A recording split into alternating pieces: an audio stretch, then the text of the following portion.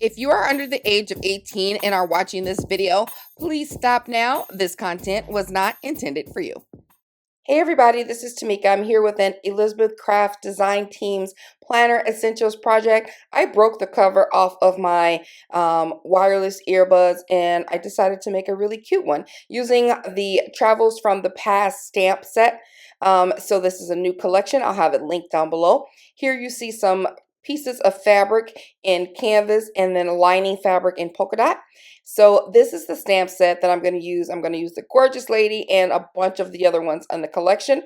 I'm using some tuxedo ink and also some pretty paints from my collection. So I gathered all those items and I'm going to be doing some pattern stamping. I wasn't sure if I was going to use all three, but I did.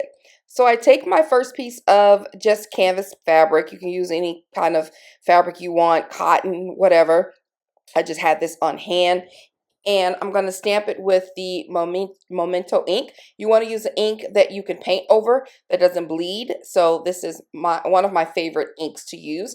I just ink that up and I'm just going to use a light pressure. I'm using a couple sheets of chipboard because my space isn't sturdy, and boom, there's my print. And I'm going to do it for the rest of the images that I wanted to use from the stamp set. I kind of just wanted to make a little collage on it, so I wanted my whole fabric piece to be eclectic. I wanted it to be a collage. I almost started to take the whole stamp set and just stamp it on the fabric, but I decided against that and just have placements of what I wanted on my fabric. So I'm using all these little stamps with little numbers and a mixture of letters and large and small. I think they are so cute, and this is definitely something, if you are a planner or a journaler, this is something that you can use to add lots of texture and excitement to your projects. So that's how that turned out. I did it twice because we needed to for the front and back. I think they turned out so cute. I'm going to take a little piece of acetate and add my little ink dots. I leave the cover on my acetate when I do this so that I can wash it off and really use the acetate. Just peel off that little backing sheet so I can have something that can slide around my paint a little bit better.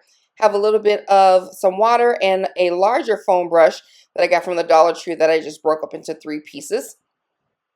I added a little bit of that water to the brush and to the little paint dot, and as you know, mint is my favorite color, so the middle one had to be focused, and I ran with it. I wanted a nice big block, so I took a little baby wipe just to kind of have her face peek through a little bit more. And the pink is a very light pink, so I did end up doing it twice, and I blotted less off of the pink side than I did the other one. Now this yellow was given. I was like, oh, this is a sharp pigmented. So yeah, I'm gonna have to keep this in my rotating repertoire. And I dabbed a little bit off of that because I really liked how that looked. It's so cute. So I did some splatters to try to do a vintage look. It didn't come out how I wanted it, but I only did it on one side. I was like, I'm just gonna leave it and just put that one in the back and put the other one in the front. So I did it twice. Heat it with my heat tool and boom, we're done. So I'll change this later, but I just want to tell you what I was doing. Fold over a piece of fabric and stitch it down the side. This is going to hold the keychain or anything that you want to attach to it to the back of your little backpack that we're making.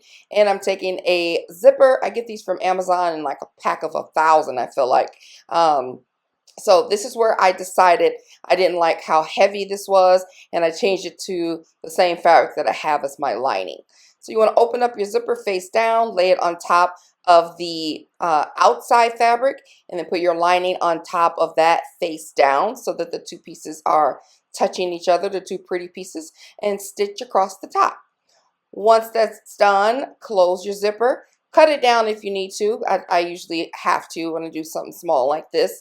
And pin your fabric pieces together so that they line up nice and evenly. And then we're just going to do a quick little stitch across the top to lay that flat. It's called a top stitch. There it is, all done. That's how it should look. So we're going to take the backing fabric, lay it on top of the other half of the zipper, and do the same thing. Fabric facing together, pretty sides facing, pin it together. Make sure you have everything lined up at the top. And then we're going to do the running one stitch across the top. All of these are straight stitches, so don't worry about it being too fancy, having a fancy machine. Just straight stitches all the way across. Make sure you get everything all lined up there so that you can have everything nice and neat. That's all done. Boom. Close your zipper up, and this is what you should have. We're going to do another top stitch across the top like we did with the other one. Match your fabric pieces together, the fronts to the fronts, the back, the linings to the lining, and pin it together. You're going to leave a little space in the middle so that you can pull everything through. So that's why right here is where I point, boom, don't stitch there. But on everything else, you stitch the bottom, straight stitch across, and then the other side, you stitch, stop, leave that opening, stitch, stop. So we're going to do that. Boom. Done. Pull these two together just like this. Open up your seams and gather them so that you can bundle them all together. Make sure you get those seams open and boom, straight stitch across there. I cut out a little 1 by 1 inch square, and we're going to cut out that same size square on all 4 corners. Once I did one, I just took the piece so that everything kind of lined up evenly, and then I just lined it up to the edge and cut around it. This fabric is so pretty. It's nice and sturdy, even with the paint making it even sturdier, so I'm not going to have any problems with it coming apart or tearing or ripping or anything like that. So I would suggest making your own pattern, even draw on it or scribble when you add your paint, your stamps. So we're going to turn it inside out so that the lining is on the top, which is my polka dot, and then we're going to stitch the lining close. Get everything all nice and flat, boom, stitch right there. Once you're done, find a little hole, either one of those 4 holes that we just cut out, and pull everything out and make sure the corners are poked out so that the outside is outside. The outside is outside. You're going to pinch all the pieces together and sew a running stitch across all 4 sides. Make sure you have your lining and your outer fabric. Boom, and done. Now we're going to turn it back inside out so that the lining is showing, so we can cover those edges that we just put together and start to form its shape. Next, we're going to do the same thing that we just did, only on the inside of the lining, where we're going to squeeze all the 4 corners together and stitch right across. Pinch, pinch, pinch, pinch, and stitch across.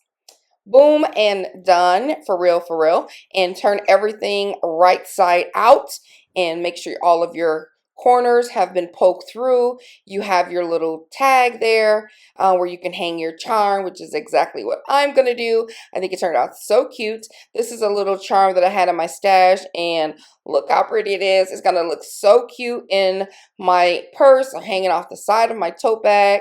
So adorable. Be sure to check out Elizabeth Craft Designs, Planner Essentials, and all the other new collections that are available in the store now. I will have the links down below in the description box. I hope you guys like what I created. If you do, feel free to leave a comment down below and let me know what you think. And if you will try it, come on, crafters, come through. If you have a second and you've gone through my videos and you like what you see, go ahead and hit that subscribe button for me and let me know that you are here, part of the crew. If not, if you can leave a like, that will be awesome as well. All right, guys, I will talk to you in the next video. Bye.